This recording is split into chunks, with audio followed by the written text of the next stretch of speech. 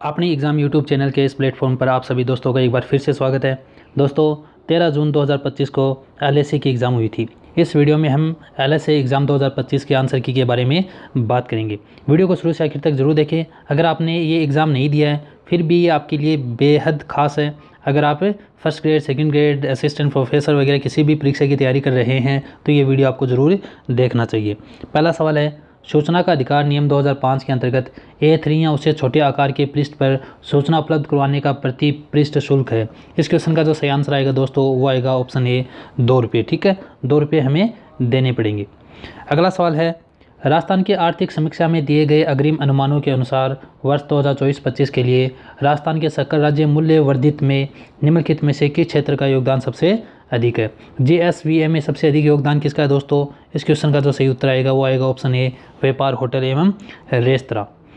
सवाल नंबर 3 जो हमारी वीडियो का है वो है, राजस्थान में 7वें संवैधानिक संशोधन के अंतर्गत राष्ट्र प्रमुख का पद किस दिनांक को या किस दिनांक से रद्द किया गया।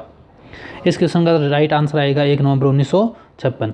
इस दिन राष्ट्र प्रमुख का पद समाप्त करके राज्यपाल का पद है वो बनाया गया। ठीक है, राज्यपाल। राष्ट्र प्रमुख को 1 नवंबर 1956 के बाद में राज्यपाल कहा जाने लगा।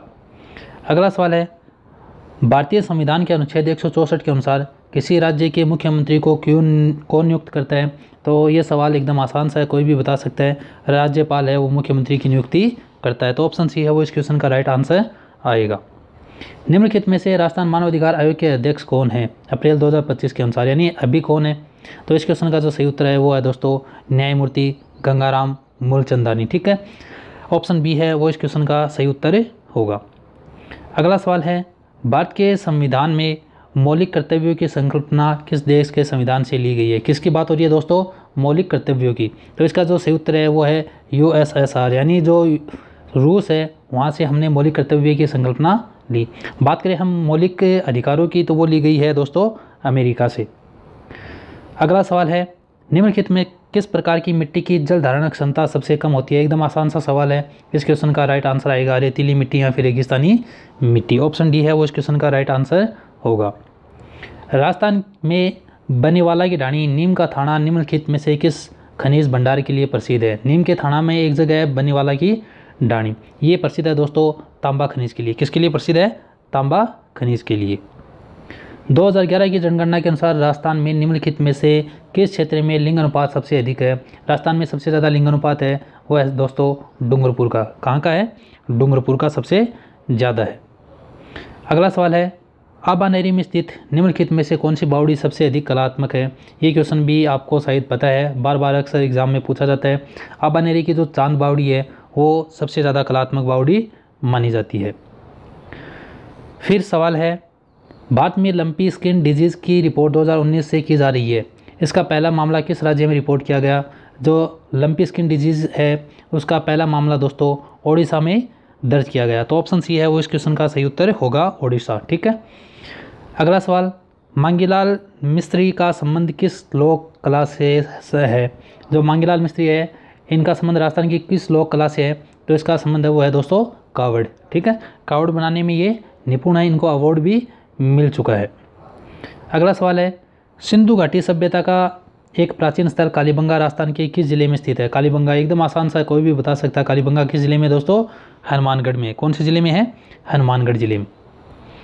शासक बारमल राजस्थान के किस राजवंश से संबंध रखता था? बारमल का संबंध है वो जयपुर के कछवा राजवंश से। ठीक है, ऑप्शन ए है वो इस क्वेश्चन का राइट आंसर होगा। निम्नलिखित में से किसने झालावाड़ का किला गढ़ महल बनाया था? झालावाड़ का किला है वो महाराणा या राणा मदन सिंह ने बनाया था। किसने बनाया था? मदन सिंह ने झालावाड़ का किला बनाया था। तो ऑप्शन ए इस क्वेश्चन का राइट आंसर होगा। अजमेर में राजपूताना संग्रहालय का पहला संग्रह अध्यक्ष किसको बनाया गया था? जो संग्रहालय अध्यक्ष है वो किसको बनाया गया था? इस क्वेश्चन का जो राइट आंसर आएगा दोस्तों वो आएगा ऑप्शन बी, गौरी शंकर हीराचंद ओझा।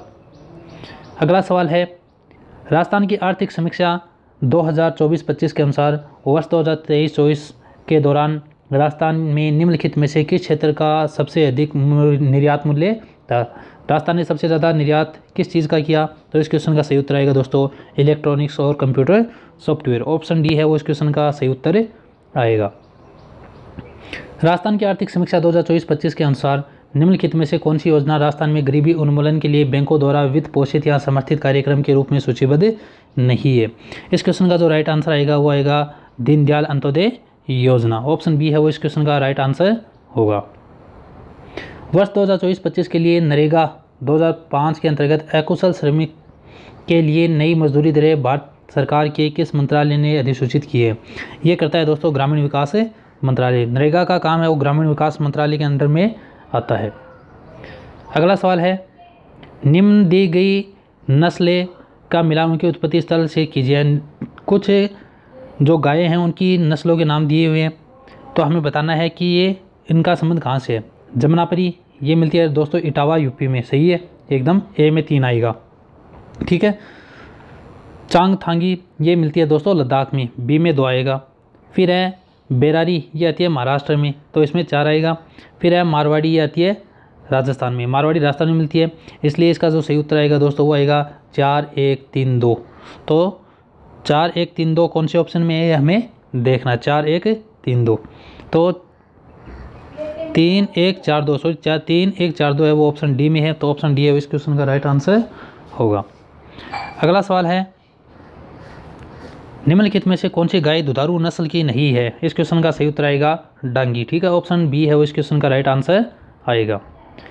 अगला सवाल, निम्नलिखित में से भारत में बकरी की सबसे बड़ी नस्ल कौन सी है? भारत में बकरी की सबसे बड़ी नस्ल है वो है जमुनापरी, और जमुनापरी नस्ल है वो उत्तर प्रदेश में मिलती है।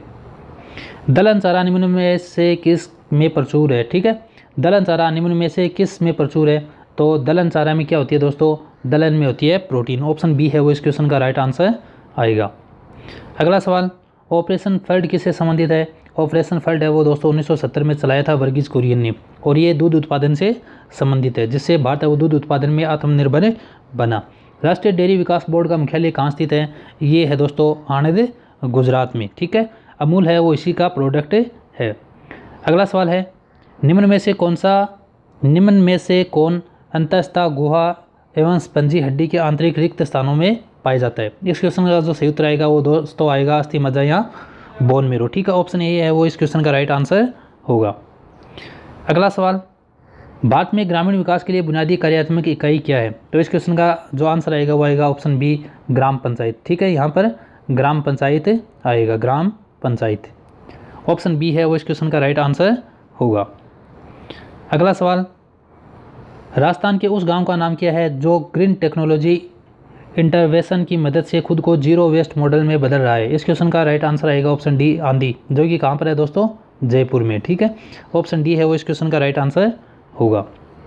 अगला सवाल है, निम्नलिखित में से किस खिलाड़ी को 2024 में मेजर ध्यानचंद खेल रत्न पुरस्कार प्राप्त हुआ है? तो इस क्वेश्चन का राइट आंसर आएगा प्रवीण कुमार। ऑप्शन ए है वो इस क्वेश्चन का राइट आंसर होगा। प्रवीण कुमार को है मेजर ध्यानचंद पुरस्कार मिला था। बकरी के मांस को क्या कहा जाता है? बकरी के मांस को हम सेवोन कहते हैं। क्या कहते हैं? सेवोन। ऑप्शन सी है वो इस क्वेश्चन का राइट आंसर होगा। अगला सवाल, भारत में भेड़ों की सामान्य गर्भधान अवधि क्या है? भेड़ों की जो गर्भधान अवधि है वो है दोस्तों 281 से 290 दिन, यानी ऑप्शन सी है वो इस क्वेश्चन का एकदम सही उत्तर होगा।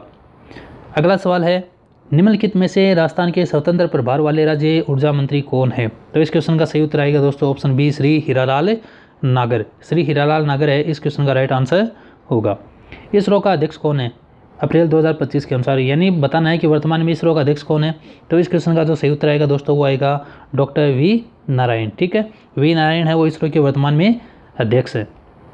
अगला सवाल है, निम्नलिखित में से कौन सा देश 2025 में G20 शिखर सम्मेलन की मेज़बानी करेगा? तो ये करेगा दोस्तों दक्षिण अफ्रीका। कौन करेगा? दक्षिणी अफ्रीका। भारत के मुख्य चुनाव आयुक्त कौन है? भारत के मुख्य चुनाव आयुक्त हैं दोस्तों ज्ञानेश कुमार। इनसे पहले थे राजीव कुमार, लेकिन वर्तमान में ज्ञानेश कुमार भारत के मुख्य चुनाव आयुक्त है। अगला सवाल है, संयुक्त विशेष बल अभ्यास गरुड़ शक्ति 2024 भारत और के बीच आयोजित किया गया। ये किया गया था दोस्तों इंडोनेशिया और भारत के बीच में। ऑप्शन बी है वो इस क्वेश्चन का राइट आंसर होगा। राजस्थान राज्य से निम्नलिखित में से किस व्यक्ति को 2025 में पद्मश्री से पुरस्कृत किया गया? इसका सही उत्तर आएगा दोस्तों बैजनाथ महाराज। ये हैं सीकर से संबंधित। किससे हैं? सीकर के लक्ष्मणगढ़ से इनका संबंध है।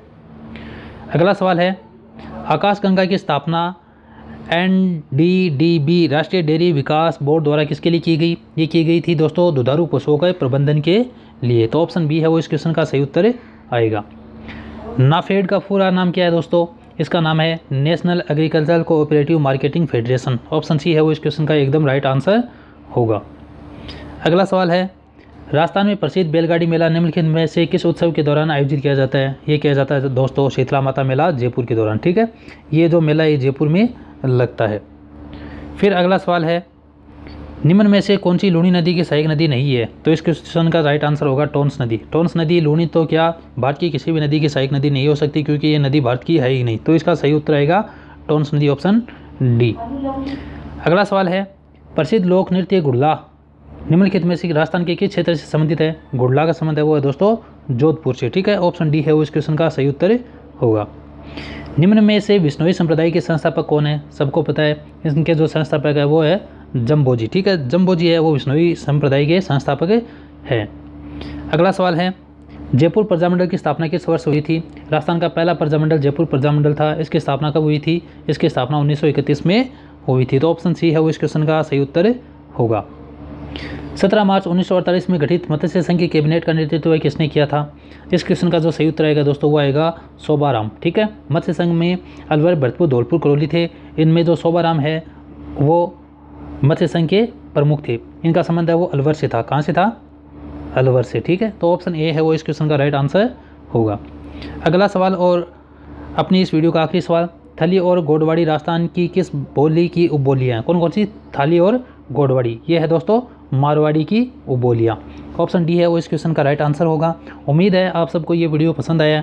इसे अपने दोस्तों के साथ जमकर शेयर करें और इस चैनल को सब्सक्राइब करना ना भूलें। वीडियो देखने के लिए आप सबका तहे दिल से धन्यवाद।